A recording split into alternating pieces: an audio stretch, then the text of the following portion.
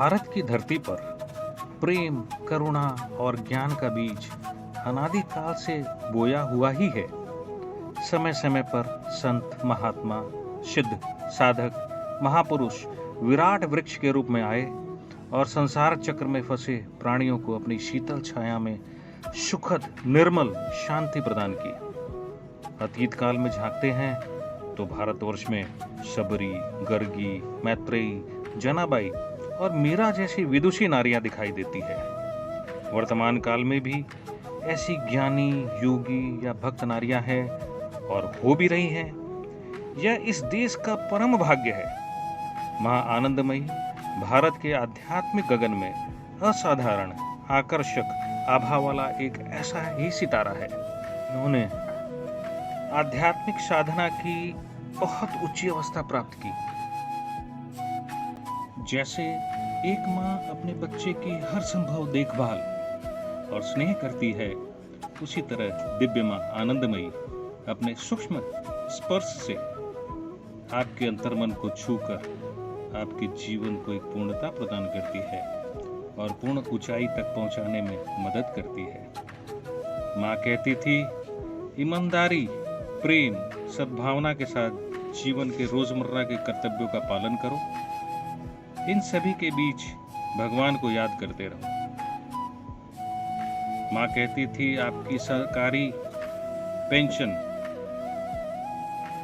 माने कि सांसारिक पेंशन आपके जीवन के साथ ही समाप्त हो जाती है, लेकिन दिव्य पेंशन लंबे समय तक जारी रहती है, मृत्यु के बाद भी। यदि आप कुछ और नहीं कर सकते तो कम से कम सुबह और शाम नियत समय पर अपने शरीर, मन और आत्मा को प्रभु के समर्पण में रखते हैं और वह समय सिर्फ और सिर्फ प्रभु ध्यान में ही लगाएं। और इस तरह माँ ने मानव को जीवन उत्थान और प्रभु प्राप्ति के कई सहज रास्ते दिखाए। जरूरत है उनकी कहीं बातों को सुनने, समझने, याद करने और अपनाने की।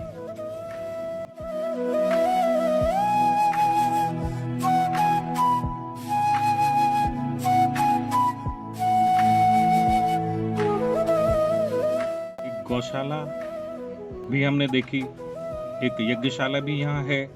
उसी के पास धूल मंच है जहाँ राधा कृष्ण की युगल जोड़ी के दर्शन हम करते हैं। एक पुकुर यानी कि तालाब भी यहाँ है, जिसके चारों तरफ हरे हरे पेड़ पौधे आपको वेलकम करते दिखेंगे। आप यहाँ कैसे पहुंचे?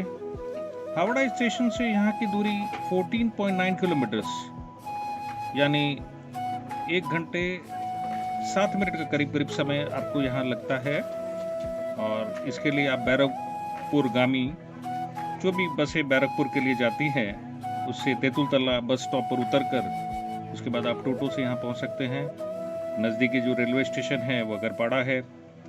यहाँ से गिरिवाला मंदिर भी 700 मीटर की दूरी पर है और आश्रम के पास ही आपको इस्कॉन पानीहट्टी का मंदिर भी है और गिरिवाला मंदिर से इसकी दूरी 850 मीटर पर है। एक दिन में ये तीनों स्थान आप देख सकते हैं।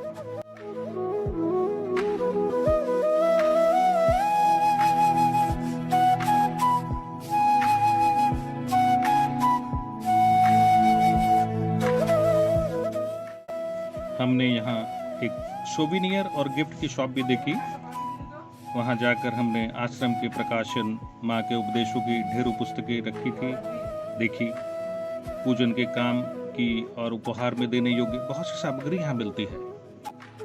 माँ के जीवन एवं शिक्षा पर कई पुस्तकें प्रकाशित हुई है, जिन्हें पढ़कर मन में उतारकर हम अपने जीवन को उत्तम बना सकते हैं। जैसे योगानंद परमहंस की एक योगी की आत्मकथा, गिरी गुरुप्रिय आनंद की श्री माँ आनंदमयी, मुखर्जी दीपिका 2002 में आपको श्री माँ आनंदमयी के साथ मेरे दिन मिल जाएंगे।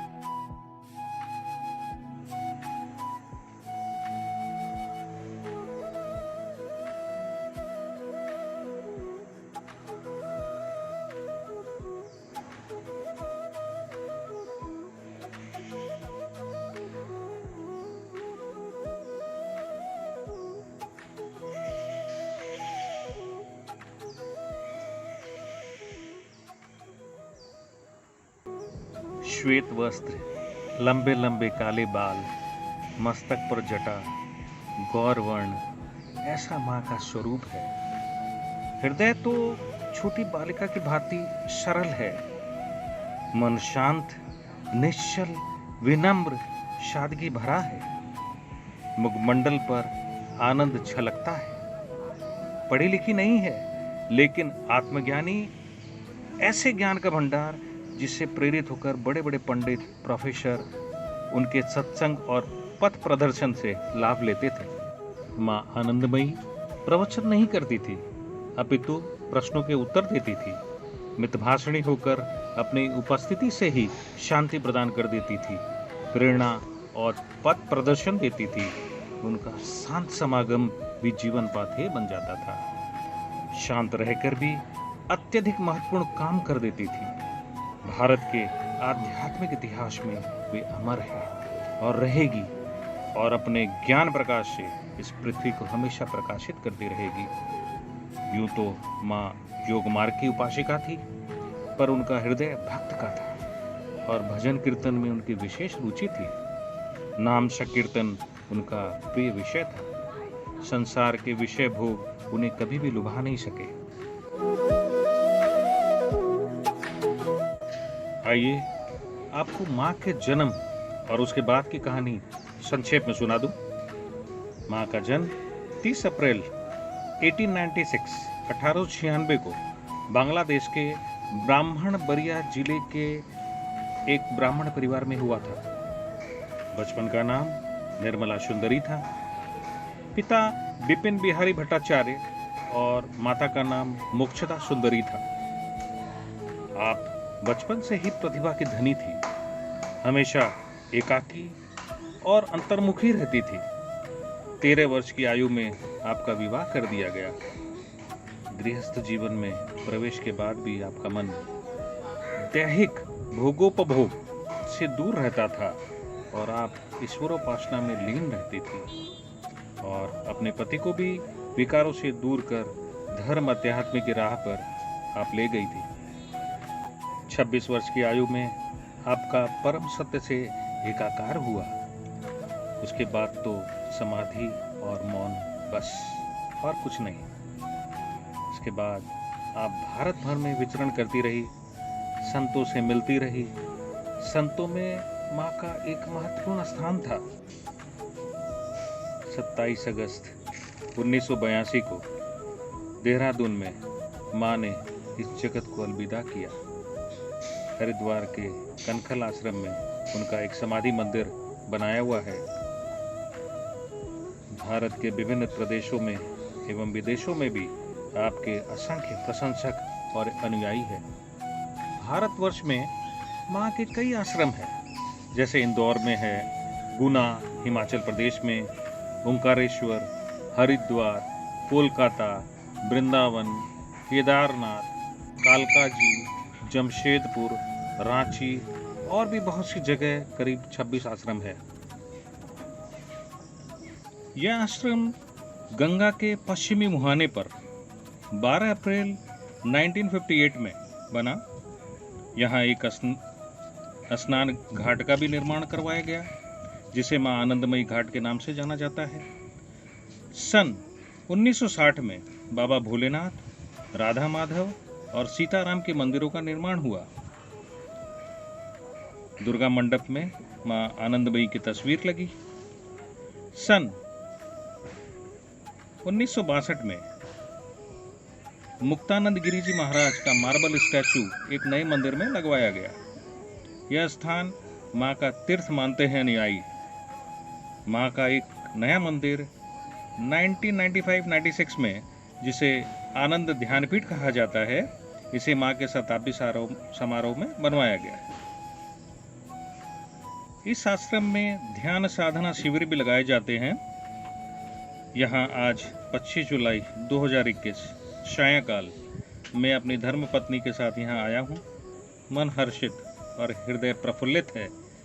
मस्तिष्क को मानो ताजगी मिली है। यहाँ के वातावरण में शांति, सुकून, अध्यात्म रस घुला है। हमें परम शांति का बोध हो रहा है। आज के दौर में हर कोई भय, आतंक, रोग, रोजगार, भविष्य की चिंता में डूबा है।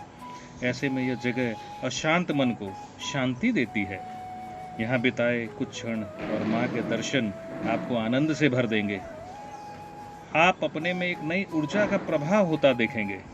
हमने प्रवेश द्वार के पास एक डॉक्टर चेंबर भी देखा, जहाँ जनसाधारण को स्वास्थ्य सेवा दी जाती है। अन्नपूर्णा भोजनशाला देखी, जहाँ भोग प्रसाद अनुयायियों और जनसाधारण को एक निश्चित शुल्क लेकर दिया जाता है। वैसे पर्व अनुष्ठानों में और विशेष अवसरों पर मुफ्त बांटा जाता है। अगर आप दोपहर 12 बजे तक पहुंच जाते हैं तो आपको परम स्वादिष्ट प्रसाद का लाभ मिल सकता है। कल गुरु पूर्णिमा का उत्सव बड़े धूमधाम से कोविड प्रोटोकॉल के साथ मनाया गया और भक्तों में प्रसाद भी वितरित किया गया।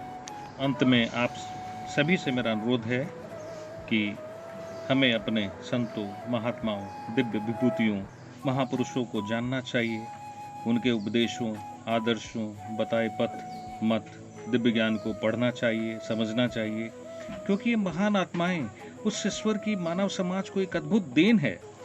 संतों के दर्शन होना सौभाग्य की बात होती है।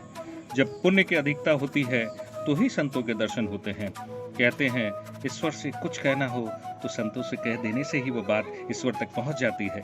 जय मां आनंदमयी, जय मां, जय जय मां।